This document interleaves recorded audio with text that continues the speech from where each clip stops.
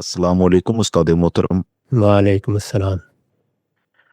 ظہور امام مہدی کے حوالے سے میرا سوال ہے کہ جب دین مکمل ہو گیا، قرآن نے اس کی تصدیق کر دی، نبوت کا سلسلہ محمد الرسول اللہ پر ختم ہو گیا اور دین کے تمام معاملات میں قرآن ہی کو فیصلہ کن اتھارٹی حاصل ہو گئی، تو جو کچھ ظہور مہدی کے معاملے میں ذخیرہ احادیث سے اخذ کیا جاتا ہے، اگر اس نتیجہ فکر کو درست مان کر ظہور امام مہدی کا انتظار کیا جائے تو قرآن و سنت کی روشنی میں ایمان و عقیدہ کے حوالے سے وہ کیا مسئلہ یا بگاڑ ہے کہ جو پیدا ہو جاتی ہے؟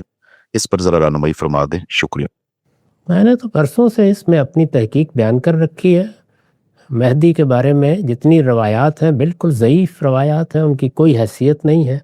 میں نے اپنی کتاب میزان میں بھی یہی بات لکھی ہے، اور اعتراضات سیریز میں اس کو خاص طور پر موضوع بنا کے جتنی روایات بھی، اور وہ 6-7 ہی ہیں، بیان کی جاتی ہیں، ان سب پر تبصرہ کیا ہے اور ان کی حقیقت واضح کی ہے، اور یہ بتایا ہے کہ یہ محض افسانہ ہے، اس کی کوئی حقیقت نہیں۔